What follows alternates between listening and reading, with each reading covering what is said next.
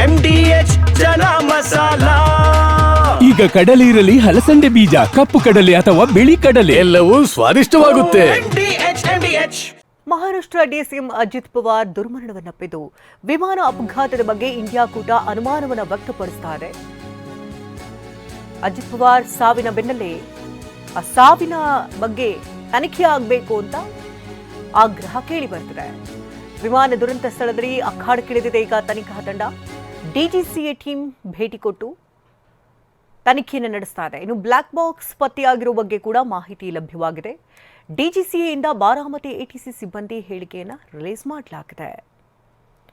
ಬಾರಾಮತಿಯಲ್ಲಿ ಘೋರ ವಿಮಾನ ಪತನವಾದ ಬೆನ್ನಲ್ಲೇ ವಿಮಾನ ದುರಂತ ಆಕಸ್ಮಿಕವೋ ಅಥವಾ ಷಡ್ಯಂತ್ರವೋ ಅನ್ನೋ ಬಗ್ಗೆ ಅನುಮಾನಗಳು ವ್ಯಕ್ತಪಡಿಸ್ತಾ ಇದ್ದಾರೆ. ದೀದಿ ಹಾಗೆ ಅಖಿಲೇಶ್ ಅನುಮಾನವನ್ನು ವ್ಯಕ್ತಪಡಿಸಿದ್ದು, ಒಂದು ಕಡೆ ಇದರ ಬಗ್ಗೆ ಯಾವುದೇ ರೀತಿ ಪಿತೂರಿ ಇಲ್ಲ ಅಂತ ಶರದ್ ಪವಾರ್ ಹೇಳಿದ್ದಾರೆ. ಇದೀಗ ಡಿಜಿಸಿಎ ಬಾರಾಮತಿ ಎಟಿಸಿ ಸಿಬ್ಬಂದಿ ಕೂಡ ಹೇಳಿಕೆನ ರಿಲೀಸ್ ಮಾಡಿದ್ದಾರೆ. ಬ್ಲಾಕ್ ಬಾಕ್ಸ್ ಪತ್ತೆಯಾಗಿದೆ ಅಂತ. ಇನ್ನು ವಿಮಾನ ದುರಂತದ ಸ್ಥಳದಿಂದ ನಮ್ಮ ಪ್ರತಿನಿಧಿ ಅಶೋಕ್ ಪ್ರತ್ಯಕ್ಷ ವರದಿಯನ್ನು ಕೊಟ್ಟಿದ್ದಾರೆ. ಚೆಕ್ಲುಕ್. 26ನೇ ವರ್ಷದ ಆರಂಭದಲ್ಲೇ ಮತ್ತೊಂದು ಲಘು ವಿಮಾನ ಪತನವಾಗಿ ಮಹಾರಾಷ್ಟ್ರದ ಡಿಸಿಎಂ ಸೇರಿದಂತೆ ಇನ್ನಿತರು ಸಾವಿಗೀಡಾದ ದುರಂತ ಘಟನೆ ನಡೆದಿದೆ. 8:30 ಸುಮಾರಿಗೆ ಏನು ಬಾರಾಮತಿಯ ಏರ್ಪೋರ್ಟ್ಗೆ ಬಂದಂಥ ವಿಮಾನ ATS ಸಂಪರ್ಕದಲ್ಲಿತ್ತು. ಜೊತೆಗೆ 11 ನಂಬರ್ ರನ್ವೇದಲ್ಲಿ ಇಳಿಯೋಕೆ ಪೈಲಟ್ ಕೂಡ ಎಲ್ಲ ಸೂಚನೆಗಳನ್ನು ಪಾಲನೆ ಮಾಡಿಕೊಂಡು ಇನ್ನೇನು ಲ್ಯಾಂಡಿಂಗ್ ಆಗಬೇಕಾದ್ರೆ ಇಲ್ಲಿ ಆತನಿಗೆ ಏನು ರನ್ವೇ ಸರಿಯಾಗಿ ಗೋಚರ ಆಗಲ್ಲ ಅನ್ನೋ ಮಾಹಿತಿ ಸಿಕ್ಕಿದೆ. ಯಾವಾಗ ರನ್ವೇ ಇಲ್ಲಿ ಗೋಚರ ಆಗೋದಿಲ್ವೋ ಆಗ ATSಗೆ ಸಂಪರ್ಕ ಮಾಡಿದಂಥ ಪೈಲಟ್ ಏನು ಮಾಡಬೇಕು ಅನ್ನೋ ಒಂದು ಮಾಹಿತಿಯನ್ನು ಕೇಳ್ತಾರೆ. ಮತ್ತೊಂದು ಸುತ್ತನ್ನು ಹಾಕಿಕೊಂಡು ಬಂದು ಮತ್ತೊಮ್ಮೆ ಲ್ಯಾಂಡಿಂಗ್ ಮಾಡೋಕೆ ಅವರು ಸೂಚನೆ ಕೊಡ್ತಾರೆ. ಇಷ್ಟರ ಮಧ್ಯೆ ಒಂದು 15 ನಿಮಿಷಗಳ ಕಾಲಾವಧಿ ಸರಿದು ಹೋಗುತ್ತೆ. ಸರಿದು ಹೋದಾಗ ಮತ್ತೆ ಪೈಲಟ್ ಏನು ಮಾಡ್ತಾರೆ, ಮತ್ತದೇ 11 ನಂಬರ್ ಏನು ರನ್ವೇ ಏನಿದೆ ನಮಗೆ ಇಲ್ಲಿ ಎದುರಿಗೆ ಕಾಣ್ತಕ್ಕಂಥ ರನ್ವೇ ಇದು, ಇಲ್ಲಿ ಫ್ಲೈಟನ್ನು ಇಳಿಸೋಕೆ ಅವರು ಮುಂದಾಗ್ತಾರೆ. ಆದರೆ ಅವಾಗ ಏನಾಗತ್ತಂದರೆ ಕೂಡಲೇ ATSನ ಸಂಪರ್ಕವನ್ನು ವಿಮಾನ ಕಳೆದುಕೊಳ್ಳುತ್ತೆ. ಮುಂದಿನ ATSನವರದ ಯಾವುದೇ ಸೂಚನೆಗಳು ಕೂಡ ಪೈಲಟ್ಗೆ ಸಿಗಲ್ಲ. ರನ್ವೇದಲ್ಲಿ ಇನ್ನೇನು ಕೆಳಗೆ ಇಳಿಸಿ ಮುಂದೆ ರನ್ ಮಾಡ್ತಾ ಇರಬೇಕಾದ್ರೆ ವಿಮಾನ ಸ್ಫೋಟಗೊಳ್ಳುತ್ತೆ.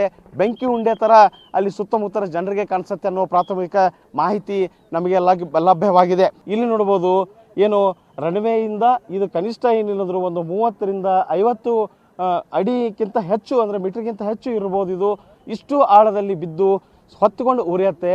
ವಿಮಾನದಲ್ಲಿರ್ತಕ್ಕಂಥ ಮಹಾರಾಷ್ಟ್ರದ DCM ಅಜಿತ್ ಪವಾರ್ ಹಾಗೂ ಆತನ ಸಹಾಯಕ ಅಧಿಕಾರಿಗಳಿರ್ಬೋದು ಮತ್ತು ಇಬ್ಬರು ಪೈಲಟ್ಗಳು ಸಹ ಸಜೀವವಾಗಿ ಸುಟ್ಟು ಬೆಂದು ಹೋಗ್ತಾರೆ.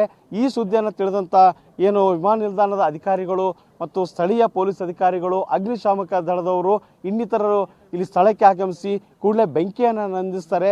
ಬೆಂಕಿಯನ್ನು ನಂದಿಸಿ ನೋಡಲಾಗಿ ಯಾರದು ಶವ ಕೂಡ ಇವ್ರದೇ ಶವ ಅನ್ನುವ ಅಷ್ಟು ಗೊತ್ತಾಗದೇ ಇರೋಷ್ಟು ಅಲ್ಲಿ ಸುಟ್ಟು ಕರಕಲಾಗಿರ್ತವೆ. ಕೊನೆಗೆ DCM ಅಜಿತ್ ಪವಾರ್ ಅವರ ಕೈಲಿದ್ದ ವಾಚನ್ನು ಗುರ್ತ ಹಿಡಿದು ಇದು ಅವರ ಶವ ಅನ್ನೋದನ್ನು ಗುರ್ತ ಹಿಡಿತಾರೆ. ಸಂಪೂರ್ಣ ತನಿಖೆಯ ಬಳಿಕವಷ್ಟೇ ಈ ವಿಮಾನ ಪತನಗೊಳ್ಳಕ್ಕೆ ಏನು ಕಾರಣ ಅನ್ನೋದು ಸ್ಪಷ್ಟವಾಗಿ ತಿಳಿದು ಬರ್ಬೋದು. ಮಹಾರಾಷ್ಟ್ರದ DCM ಆಗಿ ಸೇವೆ ಸಲ್ಲಿಸಿದಂಥ ಅಜಿತ್ ಪವಾರ್ ಅವರ ಅಂತ್ಯಕ್ರಿಯೆಯಲ್ಲಿ ಪ್ರಧಾನಿ ನರೇಂದ್ರ ಮೋದಿ ಅವರು ಹಾಗೂ ಕೇಂದ್ರ ಗೃಹ ಸಚಿವ ಅಮಿತ್ ಶಾ ಸಹ ಭಾಗಿಯಾಗ್ತಾರೆ.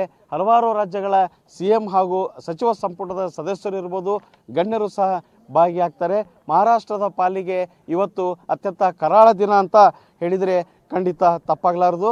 ಸದ್ಯ ಹಲವಾರು ಆಯಾಮಗಳಲ್ಲಿ ಅಲ್ಲೇ ಇಲ್ಲಿ ಅಧಿಕಾರಿಗಳು ಮತ್ತು ತನಿಖಾ ತಂಡಗಳು ನೆರೆದಿವೆ. ಹಲವಾರು ಆಯಾಮಗಳಲ್ಲಿ ಈಗ ತನಿಖೆ ನಡೀತಾ ಇದೆ. ಸಂಪೂರ್ಣ ತನಿಖೆಯ ಬಳಿಕವಷ್ಟೇ ಈ ದುರ್ಘಟನೆಗೆ ಕಾರಣ ಏನು ಅನ್ನೋದು ತಿಳಿದು ಬರ್ತಾ ಇದೆ. ಕ್ಯಾಮರಾಮನ್ ಹಮ್ನದ್ ಜೊತೆ ಅಶೋಕ್ ಅಡಳಿ, TV9 ಬಾರಾಮತಿ.